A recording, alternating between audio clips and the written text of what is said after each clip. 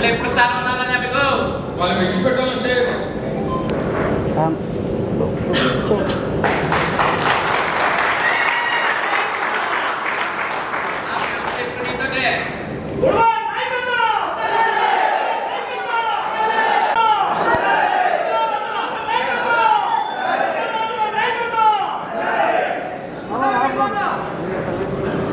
ఏదైనప్పటికీ రాజకీయంగా పునర్జన్మనిచ్చి రాష్ట్ర వ్యాప్తంగా గుర్తింపులు తీసుకుని వచ్చి ఈరోజు ఈ స్థాయిలో నిల్చోబెట్టినటువంటి మీ అందరికీ కూడా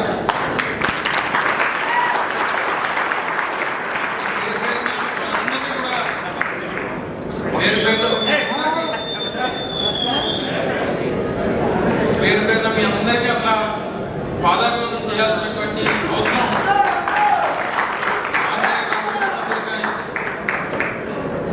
నా కుటుంబ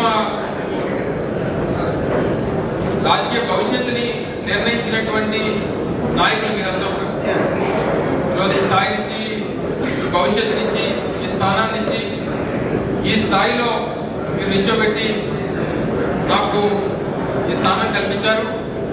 మరి మీరు అందరూ కూడా తప్పకుండా రేపు భరత్ను కూడా అదే రకంగా మీరు ఆదరించి స్వాగతించి గెలిపించి జగన్మోహన్ రెడ్డి గారికి కానుక ఇవ్వాల్సినటువంటి బాధ్యత మీ అందరి పైన ఉంది. ఎక్కడన్నా చిన్న చిన్న గ్రామాల్లో ఎక్కడన్నా చిన్న చిన్న ఇబ్బందులు ఉన్నా ఏదున్నా సరే సర్దుకుపోయేటువంటి విధంగా అవసరమైనప్పుడు అందరం కలిసికట్టుగా కూర్చొని నిర్ణయాలు తీసుకుందాం. ఏ రకమైనటువంటి ఇబ్బంది లేకుండా చూసుకోవాల్సినటువంటి బాధ్యత మీ అందరి మీద ఉంది. ఆ నమ్మకం నాకు పూర్తిగా ఉంది. ఎక్కడున్నా ఎలా ఉన్నా మీరు ఎప్పుడు కూడా మీ గుండెల్లో నేను, నా గుండెల్లో మీరు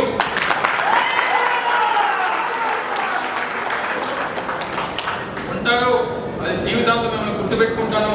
ఇది నాకే కాదు, నా ఇద్దరు ఆడబిడ్డలు కూడా మీరు నవ్వులు తిరుగుతున్నారన్నా లేకపోతే ఇంకోటన్నా దానికి కారణం అనకాపల్లి నియోజకవర్గ వైఎస్ఆర్ కాంగ్రెస్ పార్టీ నాయకులు మాత్రమే. నేనున్నా లేకపోయినా నా పిల్లలు కూడా మిమ్మల్ని గుర్తుపెట్టుకునేటువంటి విధంగా వారికి ఇప్పటి నుంచే వారికి చెప్పి మీ రుణం తీర్చుకునేటువంటి అవకాశం మళ్ళీ రావాలని చెప్పి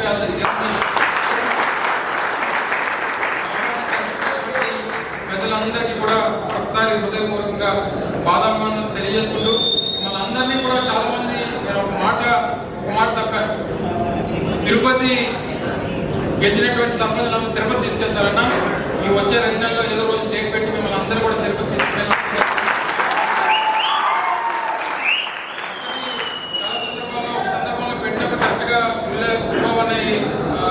మీద ఇన్సిడెంట్ జరిగింది. లేకపోతే 6 నెలల్లోనే వెళ్ళాలని చెప్పి నిర్ణయం తీసుకున్నాం. కరెక్ట్గా అటెక్లో ఇన్సిడెంట్ జరగడంతో కాస్త వాయిదా వేయడం జరిగింది. ఆ కోరికను కూడా దేవుడికి ఇచ్చినటువంటి మాటని మీ అందరినీ కూడా తిరుపతి తీసుకుని వెళ్ళి మీ అందరికీ కూడా దగ్గరుండి దర్శనం చేయించాల్సినటువంటి ఒక మీ హామీ ఉండిపోయింది. అది కూడా తీర్చాలని చెప్పి మరొకసారి తెలియజేసుకుంటాం.